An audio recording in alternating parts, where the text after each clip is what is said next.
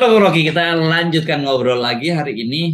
Yang paling seru saya kira justru jadi trending topik itu sekarang tetap saja pajak dan Departemen Keuangan ya. Karena setelah ribut-ribut soal Rafael gitu kemudian diketahui itu ada 69 orang di pajak yang hartanya dianggap tidak wajar, dan kemudian kemarin muncul juga bagaimana kepala bea cukai, ya bukan ketua ya, kepala bea cukai Jogja yang pamer harta kekayaannya di media sosial.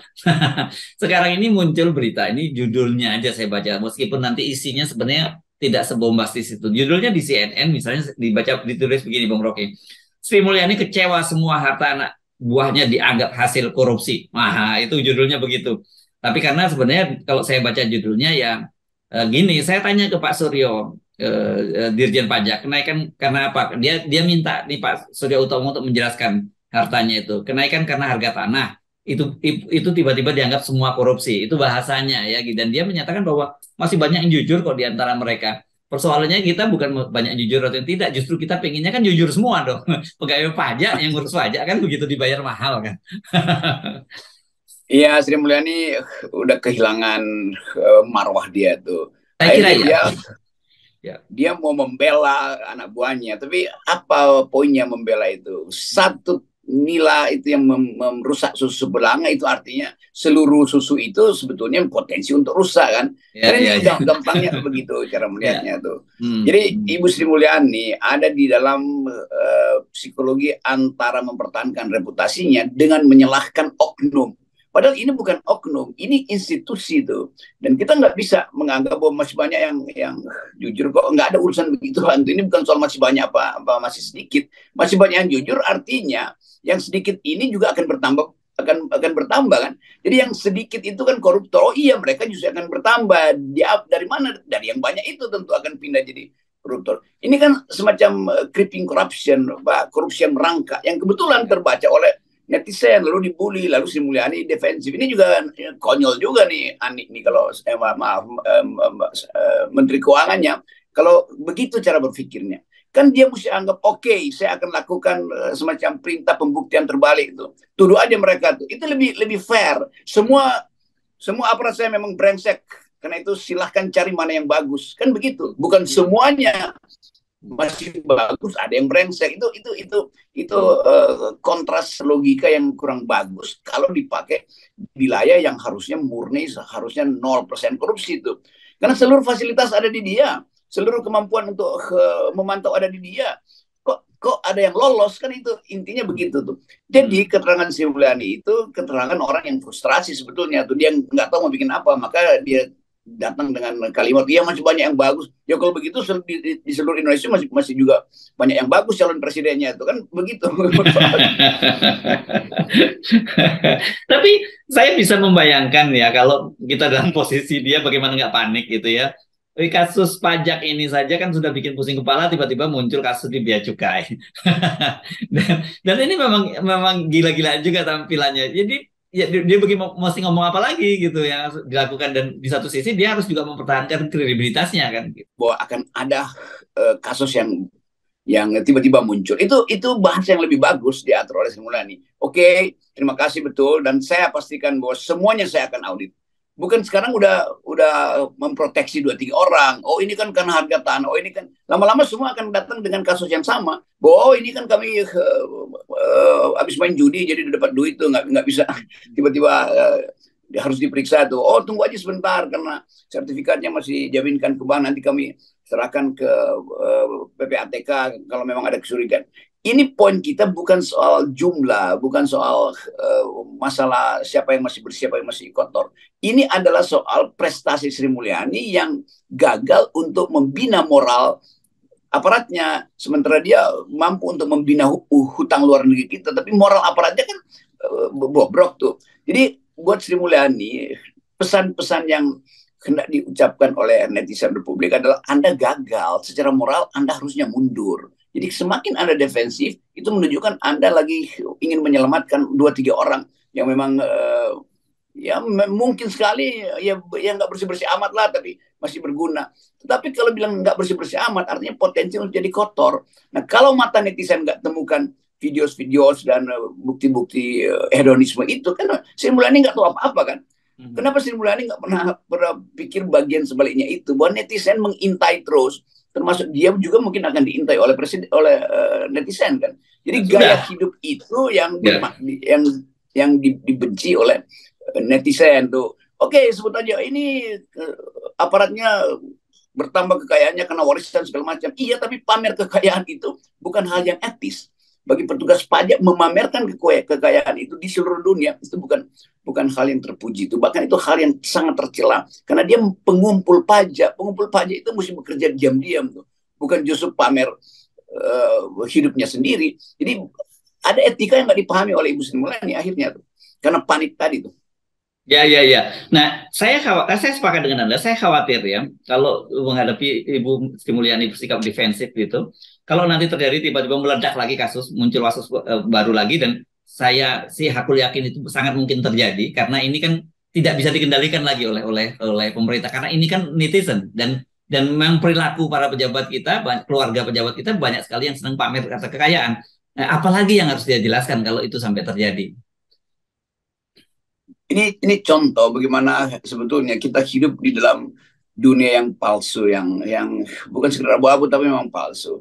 Seolah-olah yang disebut oleh Sri Mulyani sebagai masih ada yang bagus itu semacam pertahanan moral terakhir untuk mengatakan bahwa saya sebetulnya sudah terpojok gitu. Dia bilang aja bahwa semua hal yang diucapkan netizen itu benar, bahkan banyak lagi kasus yang mungkin akan saya bongkar. Kan mesti begitu kan. Jadi kemampuan timnya Sri Mulyani untuk mengatur kalimat diplomatis pun nggak ada.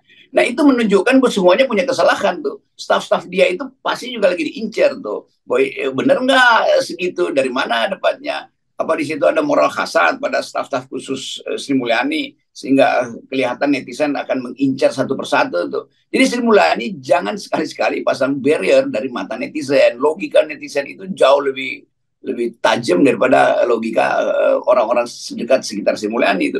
Jadi ini intinya tuh, Sri Mulyani kelihatannya mulai di brief dengan data-data palsu itu. Oleh siapa ya? Oleh tim di belakang dia itu yang merasa bahwa mereka sendiri bisa kena sorotan kamera kritis netizen. Jadi ini intinya tuh. Jadi mungkin setiap pagi Sri Mulyani kumpulin 1, 2, 3 orang, lalu orang di depan dia itu mulai berbohong, lalu dia merasa oke, ada sesuatu yang disembunyikan tuh. Jadi ini soal psikologi seorang pemimpin aja tuh, yang kecolongan tetapi justru mau membela mereka yang sebetulnya jadi contoh buruk dari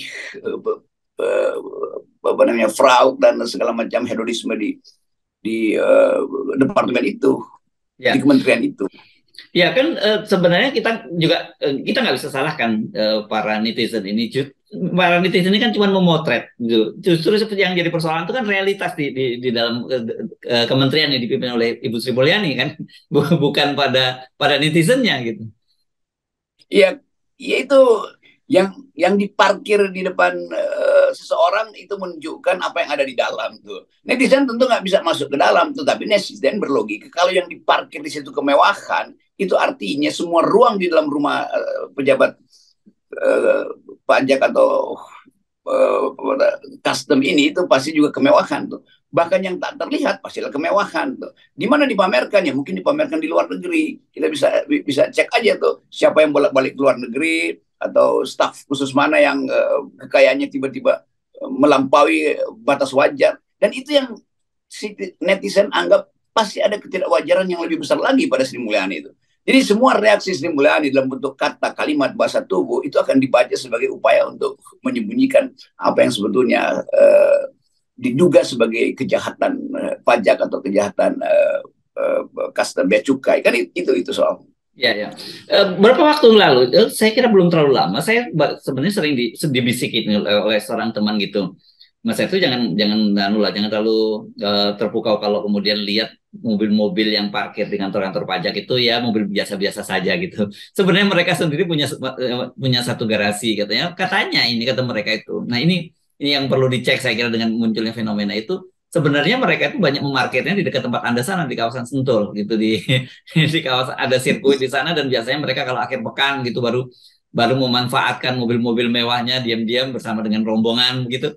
Nah, saya bilang ini kok ternyata sekarang faktanya yang terjadi pada kasus kasusnya Rafael dan anaknya yang Mario ini enggak, justru anak dan istrinya suka memamerkannya di media sosial gitu.